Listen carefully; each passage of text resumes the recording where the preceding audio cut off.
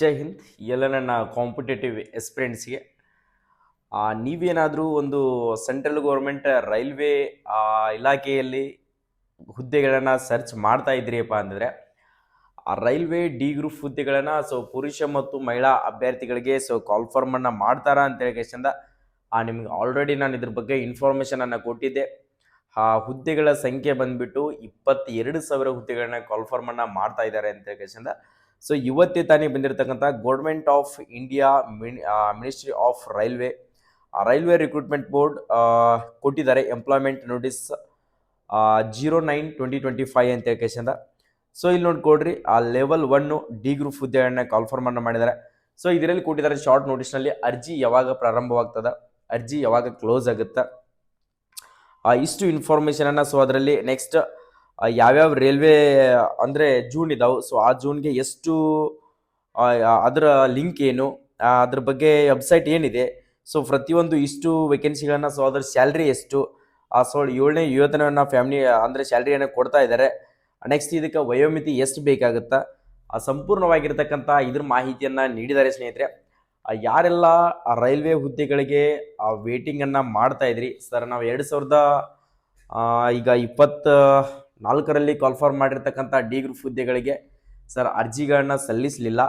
ಇವಾಗಾದರೂ ಅರ್ಜಿಗಳನ್ನ ಸಲ್ಲಿಸಿ ನಾನು ಒಂದು ಡಿ ಗ್ರೂಪ್ ಹುದ್ದೆಯನ್ನು ಪಡೆದುಕೊಳ್ಬೇಕಂತ ಅಂದ್ಕೊಂಡಿದ್ದೀರಿಯಪ್ಪ ಅಂದರೆ ಇದೊಂದು ನಮ್ಮ ಕನ್ನಡಿಗರಿಗೆ ಅಂತಲ್ಲ, ಆಲ್ ಓವರ್ ಇಂಡಿಯಾದಲ್ಲಿ 10ನೇ ತರಗತಿ ಪಾಸಾಗಿರ್ತಕ್ಕಂಥ ವಿದ್ಯಾರ್ಥಿಗಳಿಗೆ ಮತ್ತು ITI ಪಾಸಾಗಿರ್ತಕ್ಕಂಥ ವಿದ್ಯಾರ್ಥಿಗಳಿಗೆ ಇದೊಂದು ಅಪಾರ್ಚುನಿಟಿಯನ್ನು ಕೊಡ್ತಾ ಇರ್ತಾರೆ. ಚೆನ್ನಾಗಿರ್ತದ ಸ್ಯಾಲ್ರಿ ಕೂಡ.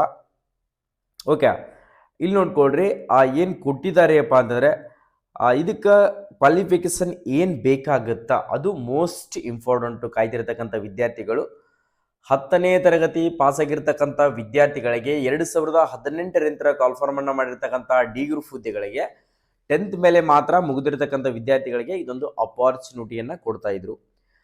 ಈಗ ಕೋರ್ಟ್ ಕೇಸ್ ಕೂಡ ಆಗಿತ್ತು. 2024ರಲ್ಲಿ ಕಾಲ್ಫಾರ್ಮನ್ನು ಮಾಡಿರ್ತಕ್ಕಂಥ ಡಿ ಗ್ರೂಪ್ ಹುದ್ದೆಗಳಿಗೆ 39,000 ಅಧಿಕ ಹುದ್ದೆಗಳನ್ನ ಕಾಲ್ಫಾರ್ಮನ್ನು ಮಾಡಿದ್ರು.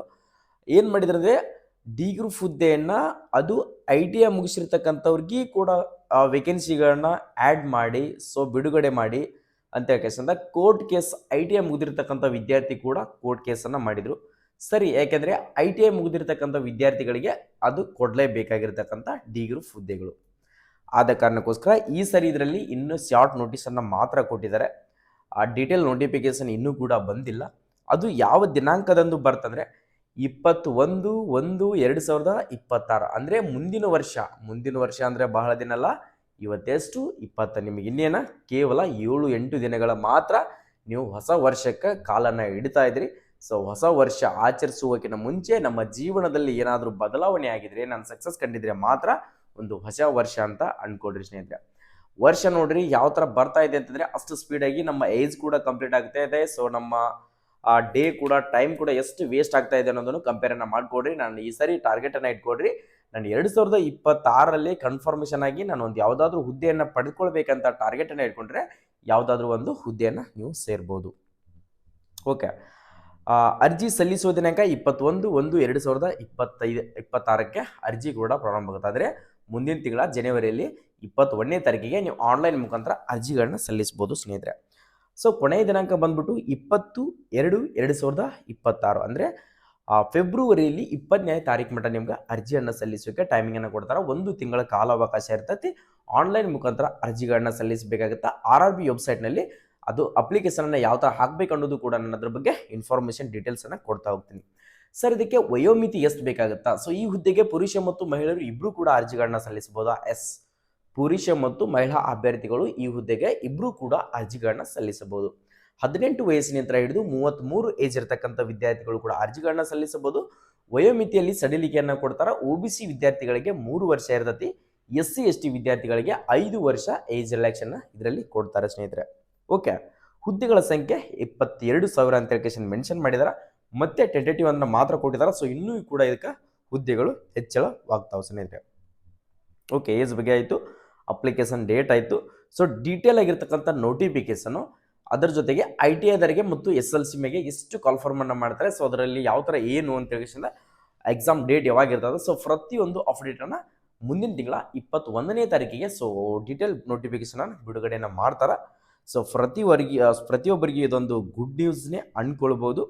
ಪ್ರತಿಯೊಬ್ಬರು ಕೂಡ ಈಗಿನಂತ್ರನೇ ತಯಾರಿನ ಮಾಡಿಕೊಡ್ರಿ. ಡಿ ಗ್ರೂಪ್ ಹುದ್ದೆಗಳಿಗೆ ಯಾರೆಲ್ಲ ರೆಡಿ ಆಗ್ತಾ ಇದ್ದಿರಲ್ಲ, ಸೊ ಈಗಿನಂತ್ರನೇ ಪ್ರಯತ್ನವನ್ನು ಸ್ಟಾರ್ಟ್ ಮಾಡಿರಿ. ಅಕಸ್ಮಾತ್ ನೀವೇನಾದರೂ ಸರ್ ನಾನು ಲಾಸ್ಟಿಗೆ ಹೋಗಿ ಅಪ್ಲಿಕೇಶನ್ ಹಾಕಿದ ಮೇಲೆ ತಯಾರಿನ ಮಾಡ್ತಂದ್ರೆ ಆ ಥರ ಮಾಡ್ಕೊಬಿಡ್ರಿ.